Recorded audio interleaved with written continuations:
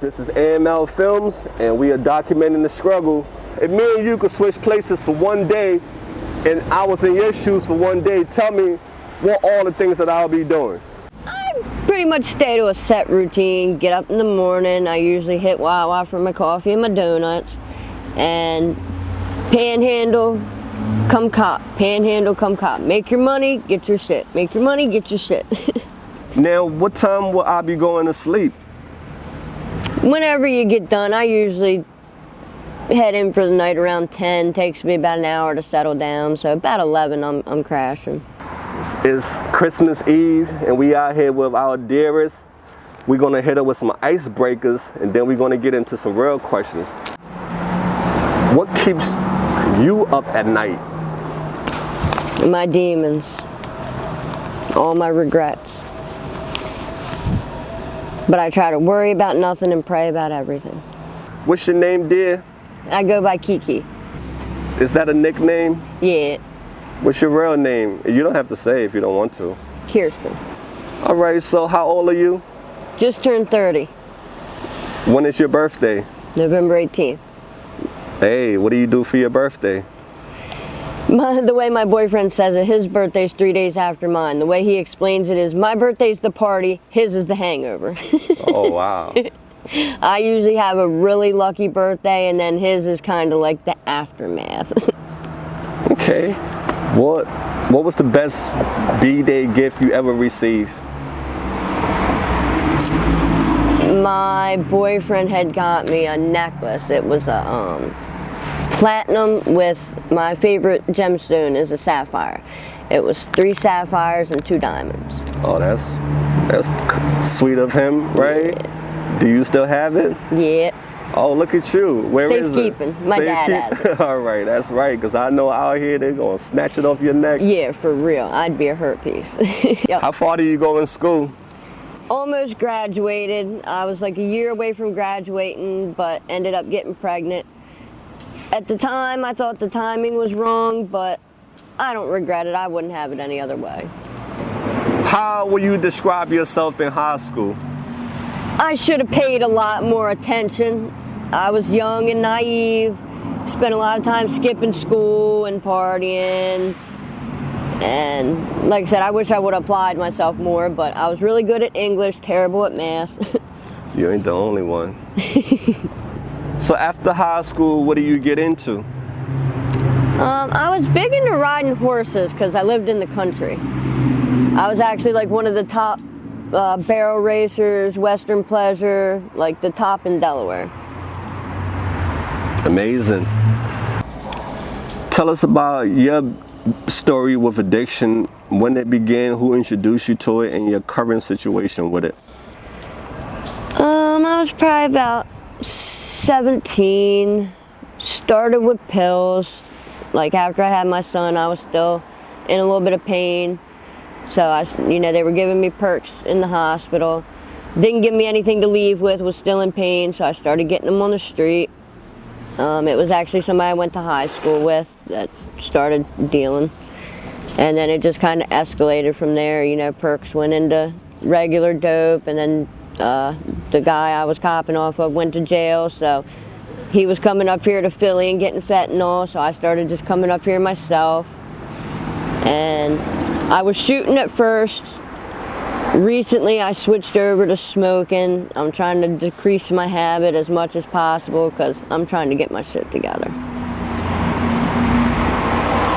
What's your current situation right now in life?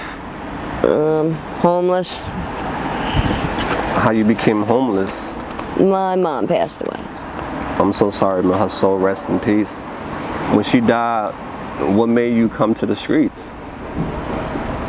I was going through a lot. Didn't really have time to grieve because it wasn't planned. Like, you didn't really have time to, know it was coming. Like, it was a car accident, so it just kind of hit you all at once. Like, you got to figure out how to be homeless for the first time. I didn't really have time to process it, so kind of just numbed myself with drugs. Do you regret that decision? Because I'm sure your mom wouldn't have wanted you to do that. Yeah, I wish I never started, because it's so much harder to quit than it is to start. Absolutely. Where's the most unusual place you've fallen asleep at? Probably right on the curb. I mean, you're keeping it real. That's the lifestyle sometimes. I see people sleep right in the middle of the ground, on the snow. Actually, just recently, right where I was panhandling when you met me, I got hit by a car. I had no idea what happened. I woke up in the hospital. Apparently, I was nodding out in traffic, so I'd say that's a little unusual. And that's the situation with the drugs that people use. People fall on train tracks, nod off in the middle of traffic and get hit by cars. Yeah. It's dangerous, right, Key? Yeah. Grew up in Delaware. My dad's about the only one I got left. My dad and my boyfriend. My boyfriend's my biggest supporter, my rock. We've been together 15 years. Got a 12-year-old son.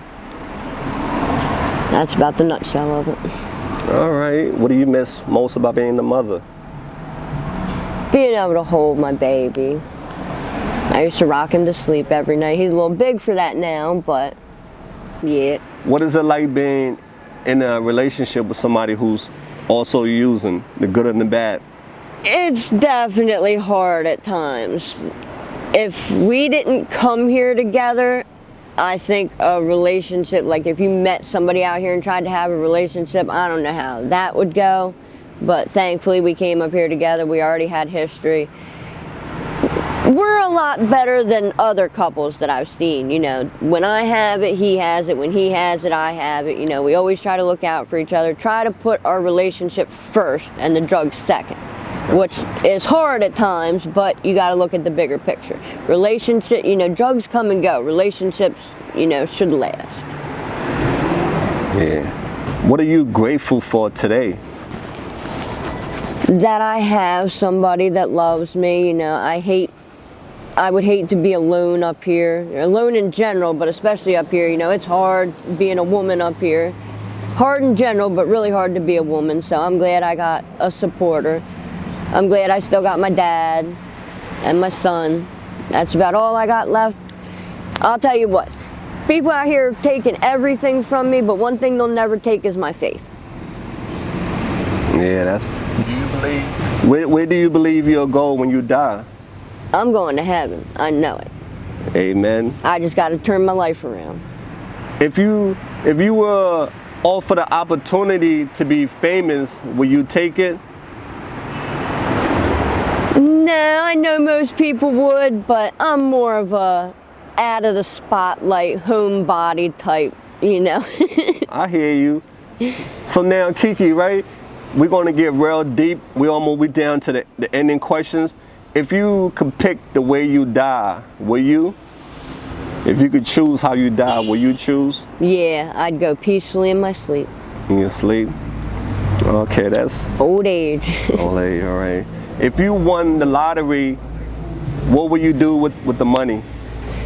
I already know. I would stand out there on that corner like I've been doing for the last 5 years panhandling, and I would give back to everybody that ever gave to me, or all the people out here that are sick and struggling. I'd make sure they're taken care of. And if you decided to start your own business tomorrow, what business will you start? I'd want to do horse riding lessons. That's one thing I'd always wanted to do when I was younger. Beautiful. Where do you see yourself 5 years from now? I'd really like to know. Hopefully have my son back, have a job and a house, and, be a normal member of society again. All right. There are a lot of people in this world who judge people who struggle with drug addiction. What's your message for the world? Most of us didn't choose to live this way, and I know a lot of people don't understand why you can't just stop. Like my dad's one person, he's never done a hard drug in his life. He doesn't understand why I can't just stop. It's not that easy. Not only is it a physical addiction, but it's a mental addiction too. What's your escape out of here? Methadone had worked for me before when I was on regular dope, so I'm hoping to get into the methadone clinic and see how that goes. That's great. And if people want to reach out to help you, do you have an email or a way they can contact you? I had a phone. I had a couple phones, but everybody steals them, so. I'm still asking people where all the stolen phones are at. Where are they hanging out at? Right, for real. They probably take them right to the pawn shop. Right.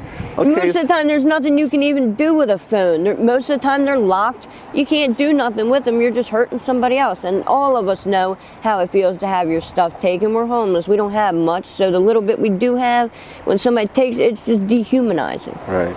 So you, there are a lot of people who support you online. What do you want to say about all the people who saw your previous videos with Mike, and what would you like to say to your supporters who are rooting for you? I appreciate all the love and support. You guys are what keep me going every day. What do you got planned for the rest of your day? I'm trying to rock out panhandling. Like I said, Christmas Eve is great. Christmas Day, terrible. Well, we gotta allow a girl get back to her grind. We're gonna stay connected with her and keep her in your prayers, and we'll be rooting for her still. Don't be bitter, be better. We out there. Peace out.